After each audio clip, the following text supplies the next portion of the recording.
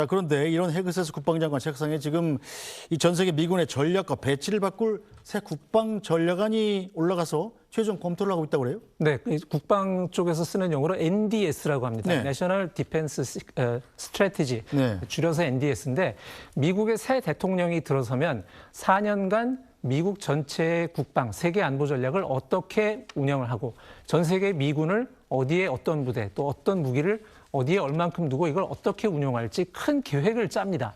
그게 이제 그 트럼프 2기가 올해 시작이 됐으니까 그에 관련된 NDS를 짜고 있는데 8월 말에 초안이 나와서 헤그세스 장관 책상 위에 올라갔고 현재 이제 그 미군 고위 지휘관들 그다음에 국방 정책 결정권자들 사이에서 지금 회람을 하면서 최종 수정을 하고 있다.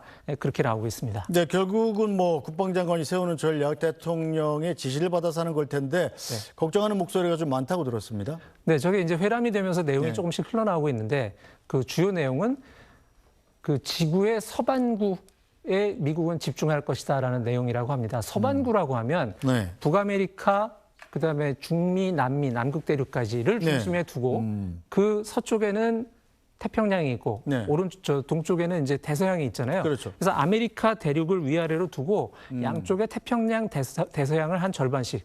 정말 많이 보면 네. 유럽에서는 그 영국과 프랑스 서쪽, 아프리카에서도 약간 서쪽 위에 그 튀어나온 부분, 네. 그 정도 들어가는 거기에 미국은 집중을 할 것이고 네. 나머지는 니들이 알아서 해라 라는 쪽으로 가고 있다는 얘기가 나와요.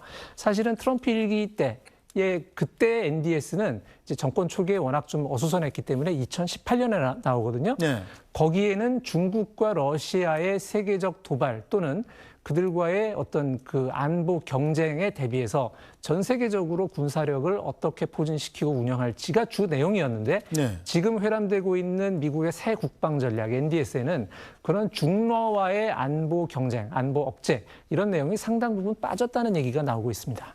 자, 트럼프 대통령 수도 워싱턴 인근에 불러모은 군 장성들 앞에서 군과 군대에 대한 자신의 생각을 무려 70분 동안 연설을 했습니다. 그중에 주요 일부 내용만 들어보겠습니다. We've brought back the fundamental principle that defending the homeland is the military's first and most important priority. That's what it is.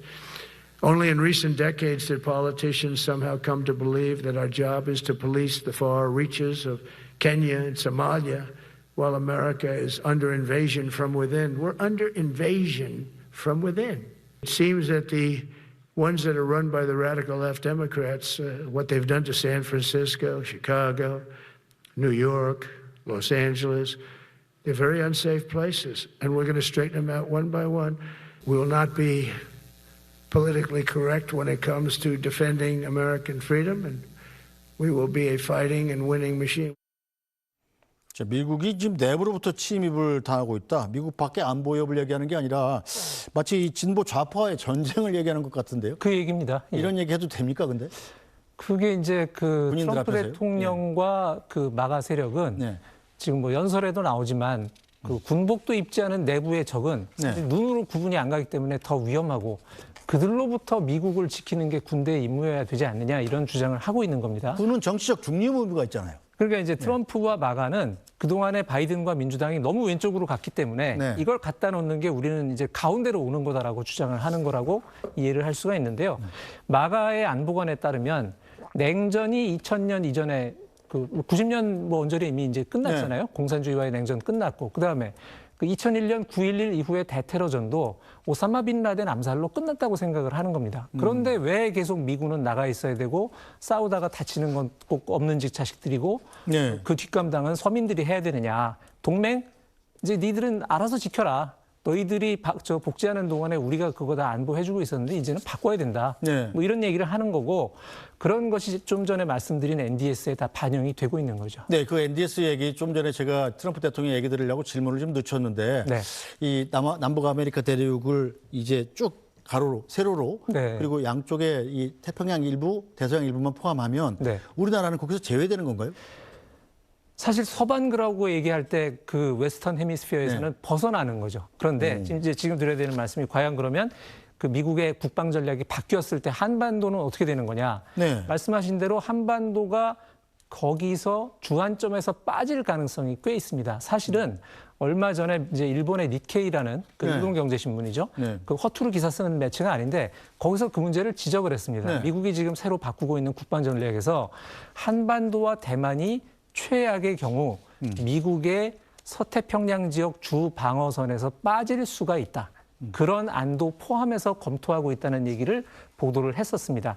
그렇게 되면 그 일본은 워낙 지금 뭐 그 서태평양 지역의 미국의 그 허브이기 때문에 미군 기지가 이제 일본 그다음에 괌으로 내려가는 선으로 네. 주방어선이 설정이 되고 한국과 대만이 다 빠질 수도 있고 네. 그런데 아마도 한국은 주방위선 안에 일단 남고 네. 대만이 빠질 가능성이 있는데 그것조차도 일본이나 한국 또 미국 전체에 사실은 굉장히 심각한 영향을 줄 수가 있다라는 보도가 나왔었거든요. 네. 근데 이런 정책의 어떤 검토가 실제로 자꾸 현상처럼 나타나는 게 최근에 미국 국방부 내부의 임명록에 네. 주한미군 사령관이 지금 4성 장군입니다. 네. 근데 3성 장군으로 표기가 된 적이 있어요.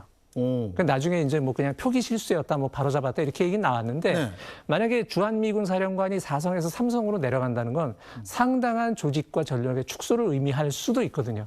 그러니까 이런 식의 변화가 지금 그 미국의 저 안에서 계속 벌어지고 있는 거라고 경계심을 가져야 됩니다. 자, 근데 우리 역사를 돌이켜 보면 6.25 전쟁이 일어난 이유가 네. 당시 미국 국방장관이었던 애치슨이 네. 이 방어선을 그려가면서 네. 한반도를 제외했잖아요. 네. 일본부터 방어한다. 네. 그것이 북한의 오판을 불렀고 그게 전쟁의 원인이 됐다는 분석이 많지 않습니까?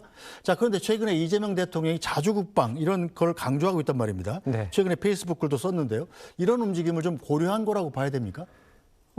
그 세계적인 안보 전문가들도 그 에치슨 라인 얘기를 최근에 합니다. 네. NDS에서 만약에 한국이 빠질 경우에 그 에치슨 라인이 1950년에 북한과 소련의 오판을 불렀던 것처럼 네. 중국의 오판을 부를 수도 있지 않느냐, 북한이나 뭐 그런 이제 우려를 제기를 하고 있는데 일단 뭐 지금 그 일부 보도에 따르면 한국은 일단 그 방어선 안에 들어오는 걸로 얘기가 나오고는 있어요.